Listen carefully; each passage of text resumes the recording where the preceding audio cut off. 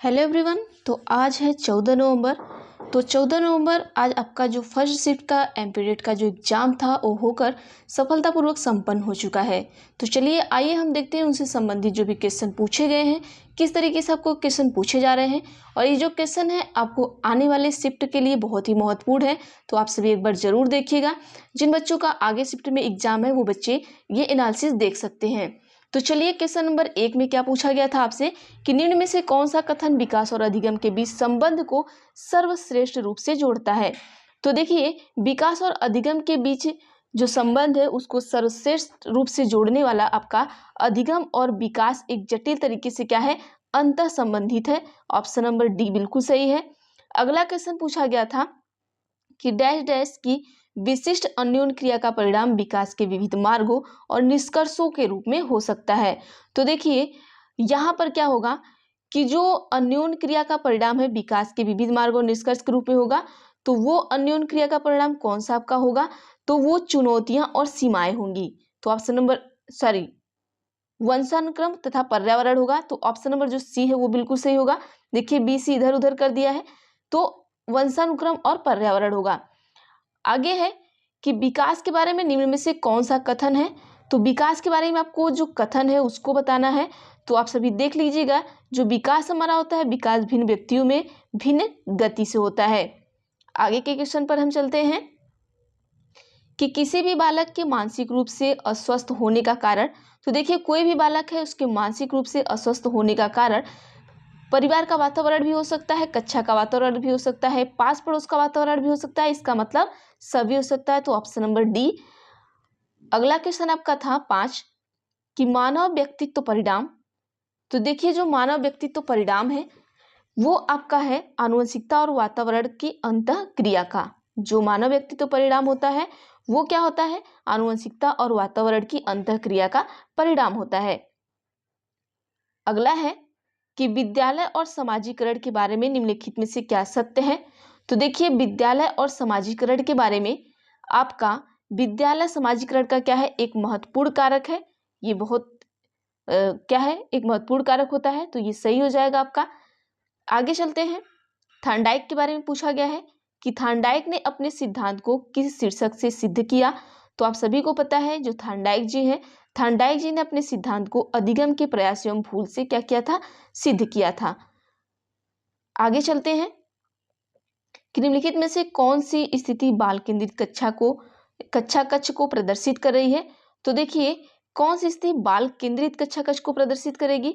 तो देखिए एक कक्षा में जिसमें शिक्षार्थी समूह में बैठे हैं और उसकी बारी बारी से प्रत्येक समूह में जा रही हैं, तो आपका जो सही उत्तर होगा ये हो जाएगा। आगे चलते हैं। आगे है कि 16 वर्षीय बच्चा बुद्धिलब्धि परीक्षण में 75 अंक प्राप्त करता है, उसकी मानसिक आयु होगी। तो देखिए जब बच्चा बुद्धिलब्धि परीक्षण में 75 अंक प्राप्त करता है तो उसकी जो मानसिक आयु हो जाएगी वो आपका हो जाएगा 12। आगे है कि पहचान विकास संबंधित है। तो जो पहचान विकास है वो आपका संबंधित है एरिक्सन के सिद्धांत से। तो ऑप्शन नंबर ए बिल्कुल सही है। किसके सिद्धांत से, एरिक्सन के सिद्धांत से पहचान विकास हमारा क्या है, संबंधित है। आगे है कि भाषा विकास के लिए प्रारंभिक बचपन काल है। तो देखिए भाषा विकास के लिए जो हमारा प्रारंभिक बचपन काल होता है वो बहुत ही क्या होता है हमारा, कि अति संवेदनशील होता है। आगे है कक्षा 8 की एक पुस्तक में इस प्रकार के चित्र हैं। शिक्षिका एवं घरेलू काम करने वाली के रूप में महिला, जब ड्रॉक एवं पायलट के रूप में पुरुष इस प्रकार के चित्रण में से बढ़ सकती है या बढ़ सकता है, तो उसे क्या कहेंगे। तो देखिए इस तरीके से अगर बढ़ सकती है या बढ़ सकता है तो हमारा रूढ़िबद्धता होगा, लिंग रूढ़िबद्धता होगा। आगे क्वेश्चन पूछा गया था कि व्यक्तियों में एक दूसरे विभिन्नता क्यों होती है। तो व्यक्तियों में जो एक दूसरे से विभिन्नता होती है वो वंशानुक्रम और वातावरण के बीच अन्योन्य क्रिया के कारण होती है। आगे है कि एक शिक्षक कक्षा के कार्य को एकत्र करता है और उन्हें पढ़ता है, उसके बाद पाठ योजना बनाता है और अपने अगले पाठ को शिक्षार्थियों की आवश्यकता को पूरा करने के लिए समायोजित करता है। वह कर रहा है या कर रही है। तो देखिए वह यहाँ पर सीखने के समय आकलन कर रही है। सॉरी, सीखने के समय नहीं, सीखने के लिए आकलन कर रही है, तो ऑप्शन नंबर बी सही होगा। आगे पूछा गया था कि किस प्रकार के प्रश्नों को वस्तुनिष्ठ प्रश्नों की श्रेणी में रखा गया है। तो वस्तुनिष्ठ प्रश्न की श्रेणी में आपके जो सत्य या असत्य प्रश्न हैं उन्हें रखा गया है, आप सभी को पता है। आगे है कि वंचित वर्ग की पृष्ठभूमि के बच्चों को शिक्षा प्रदान करने के लिए शिक्षक को चाहिए कि, तो देखिए जो वंचित वर्ग की पृष्ठभूमि के बच्चों को शिक्षा प्रदान करने के लिए अगर आप एक शिक्षक हैं तो जाहिर सी बात है आपको चाहिए कि उनके बारे में अधिक जानकारी जुटाने का प्रयास करें और उन्हें कक्षा में होने वाली चर्चा में क्या करें, आप शामिल करें। अधिगम अशक्तता वाले, तो देखिए अधिगम अशक्तता वाले जो होते हैं वो यहाँ पर क्या है कि वे बच्चों को एक समान दिखाई देने वाले अक्षरों और वर्णों में भ्रम होता है, ठीक है, जिसमें क्या होता है, अधिगम अशक्तता होती है। आगे चलते हैं कि कक्षा में सृजनात्मक और प्रतिभाशाली बच्चों के लिए आवश्यक हस्तक्षेप निर्भर करता है। तो कक्षा में जो सृजनात्मकता और प्रतिभाशाली बच्चे के लिए आवश्यक जो हस्तक्षेप है वो शिक्षक द्वारा अनुकूलित और प्रेरक निर्देश के उपयोग पर करता है। अगला क्वेश्चन है कि जन्म के समय लगी चोट या भ्रूण क्षति की वजह आई मानसिक मंदता कहलाती है। तो देखिए क्षति की वजह से आई जो मानसिक मंदता आपकी होती है वो आपका कहलाता है जैविक मंदता। आगे चलते हैं कि निम्नलिखित में से किस समूह के बच्चों को समायोजन की समस्या होती है। तो जो हमारे कुशाग्र बुद्धि के बच्चे होते हैं उनमें क्या होती है, समायोजन की समस्या होती है। आगे है कि सीखना समृद्ध हो सकता है यदि, तो देखिए जो सीखना है वो समृद्ध हो सकता है यदि क्या हो कि वास्तविक दुनिया से उदाहरणों को कक्षा में लाया जाए जिसमें विद्यार्थी एक दूसरे से अंतःक्रिया करे और शिक्षक उस प्रक्रिया को सुगम बनाए। आगे है कि एक बालक जो साइकिल चलाना जानता है मोटर बाइक चलाना सीख रहा है, यह उदाहरण होगा। तो यह उदाहरण आपका होगा कि कोई भी अधिगम अंतरण नहीं है। आगे क्वेश्चन पर चलते हैं कि एक शिक्षक बच्चों को प्रभावी रूप से समस्या का समाधान करने में सक्षम बनने के लिए किस तरह से प्रोत्साहित कर सकती है। तो यहाँ पर प्रोत्साहित करना है तो आप पाठ्यपुस्तक में दी गई सूचना में कंठस्थी करने पर क्या करेंगे, एक सेकेंड, क्वेश्चन नंबर 22 का आप सभी देख लीजिएगा। जो 22 का होगा ऊर्ध्व अधिगम अंतरण का होगा, ठीक है, ये नहीं होगा ऊर्ध्व अधिगम अंतरण, क्योंकि वो मोटर बाइक चलाना सीख रहा है तो यह उदाहरण आपका ऊर्ध्व अधिगम का होगा, ठीक है। आगे चलते हैं 23 पर। हम 23 का जो उत्तर होगा वो आपका ऑप्शन नंबर सी होगा कि बच्चों को समस्या के बारे में सहानुभूति, अनुमान लगाने और बहुविकल्पों को देखने के लिए प्रोत्साहित करके। क्वेश्चन नंबर 24 होगा आपका कि ध्यान को केंद्रित करने की आंतरिक दशा है। तो ध्यान को जो केंद्रित करने की आंतरिक दशा आपकी है वो आपकी रुचि होती है। आगे है कि गोलमेल निम्न में से किससे संबंधित है। तो गोलमेल जो आपके हैं वो आपके आध्यात्मिक बुद्धि से संबंधित है। आगे कि राजेश अति लोलुप पाठक है, वो अपने कोर्स की पुस्तकें पढ़ने के अतिरिक्त प्रायः पुस्तकालय जाता है और भिन्न प्रकरणों के पुस्तक पढ़ता है। इतना ही नहीं, राजेश भोजन अवकाश में अपनी परियोजना कार्य करता है। उसे परीक्षाओं के लिए पढ़ने के लिए अपने शिक्षकों और अभिभावकों द्वारा कभी भी कहने की जरूरत नहीं है और वह वास्तव में सीखने का आनंद लेता नजर आता है। उसे डैश के रूप में सर्वाधिक बेहतर रूप से वर्णित किया जा सकता है। तो उसे हम क्या करेंगे, आंतरिक रूप से अभिप्रेरित शिक्षार्थी है ये। आगे चलते हैं। अगला क्वेश्चन था कि अनुसंधान सुझाते हैं कि एक विविध कक्षा में अपने विद्यार्थियों से शिक्षिका की उपेक्षाएं विद्यार्थी से अधिगम, ठीक है, तो पर महत्वपूर्ण प्रभाव छोड़ती है। अगला है कि संकल्पनात्मक परामर्श के जन्मदाता हैं। तो जो संकल्पनात्मक परामर्श के दाता हैं वो आपके हो जाएंगे थॉर्न जी क्या है, आपके संकल्पनात्मक परामर्श के जन्मदाता हैं। आगे है कि निम्न में से किस विधि का लिए नहीं किया जाता है उपयोग स्मृति के मापन के लिए। तो देखिए ऑप्शन नंबर जो यहाँ पर बी होगा, तार्किक विधि के लिए नहीं किया जाता है, तो ऑप्शन नंबर बी सही हो जाएगा। फ्रायड के अनुसार, तो फ्रायड के अनुसार क्या है कि फ्रायड के अनुसार विस्मरण वह प्रवृत्ति है जिसके द्वारा दुखद अनुभव को स्मृति से अलग कर दिया जाता है। ऑप्शन नंबर सी सही होगा। आगे चलते हैं। क्वेश्चन नंबर 46 में आया था कि पहली कक्षा में प्रवेश लेने से पहले आमतौर पर बच्चे क्या करते हैं। तो पहली कक्षा में प्रवेश लेने से पहले आमतौर पर बच्चे जो हैं वो आपके स्व अभिव्यक्ति जानते हैं। बच्चे प्रारंभ से क्या होते हैं, तो आप सभी को पता है कि वो बहुभाषिक होते हैं। आगे पूछा गया था कि जब भाषा सीखने की प्रक्रिया बच्चे के दैनिक जीवन की जरूरत से जुड़ी होती है तो वो क्या होते हैं, क्यों भाषा सीखना सार्थक होता है उनका। आगे कि मौन वाचन कब शुरू करना चाहिए, तो जो मौन वाचन आपका है वो आपको चौथी कक्षा में नहीं, तीसरी कक्षा में नहीं, दूसरी में नहीं, छठी कक्षा से शुरू कर देनी चाहिए। आगे है कि बच्चों के मौखिक विकास करने के लिए सबसे कम प्रभावी तरीका कौन सा है। तो मौखिक विकास के लिए जो सबसे कम प्रभावी तरीका होगा व्याकरण आधारित संरचना अभ्यास होगा। बाकी ये तीनों ज्यादा महत्वपूर्ण होंगे। 51 है कि व्याकरण शिक्षण के संदर्भ में कौन सा कथन सही है। तो देखिए व्याकरण शिक्षण के संदर्भ में आपका व्याकरण शिक्षण अत्यंत आवश्यक है, ऑप्शन नंबर डी सही है। अगला है क्वेश्चन कि अर्थग्रहण के कौशल के विकास के लिए अधिक उपयोगी है।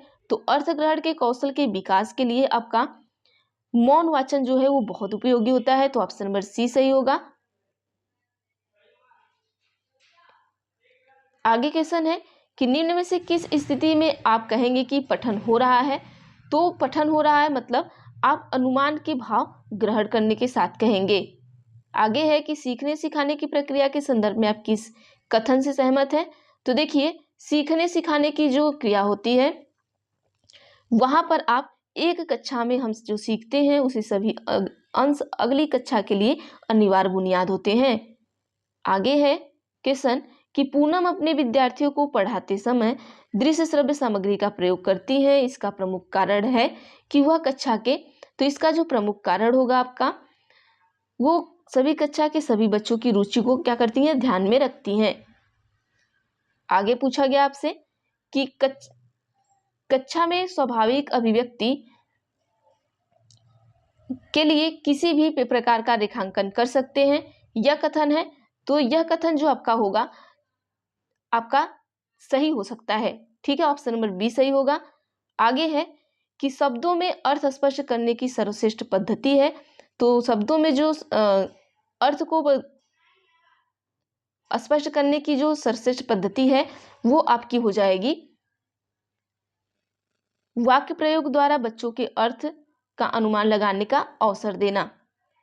आगे है कि सब व्याकरण की समझ को संदर्भ परक प्रश्नों के माध्यम से आंकना।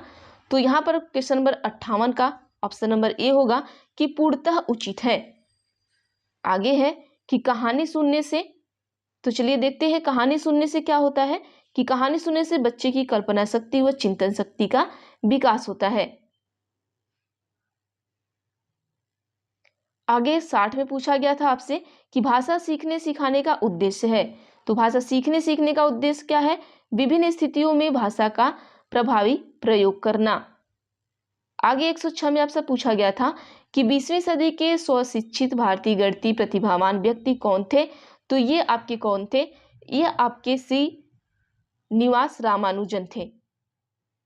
आगे चलते हैं 106 के बाद 107 पर क्या पूछा गया था कि उच्च क्रमिक चिंतन कौशल मांग करते हैं हॉट्स पर आधारित प्रश्न। तो यहाँ पर देखिए ये मांग करते हैं कि कुछ सीमा तक संज्ञानात्मक प्रयास और ज्ञान की। 107 के बाद 108 पर चलते हैं कि एक अच्छा गणितज्ञ होने के लिए जरूरी है। तो अगर एक अच्छा गणितज्ञ होना है तो आप सभी को पता है कि अधिक अवधारणा को समझना और लागू करना, उनमें संबंध बनाना।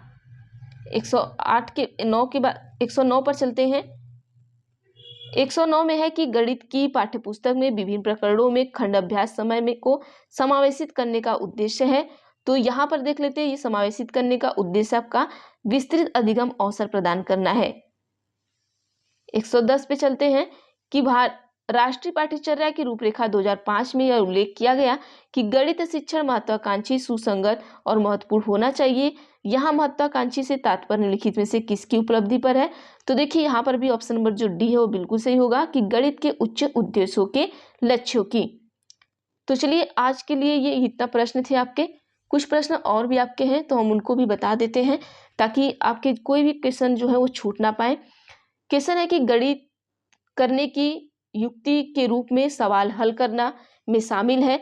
तो देखिए सवाल हल करने में शामिल आपका क्या है, क्रियाकलाप आधारित उपागम है।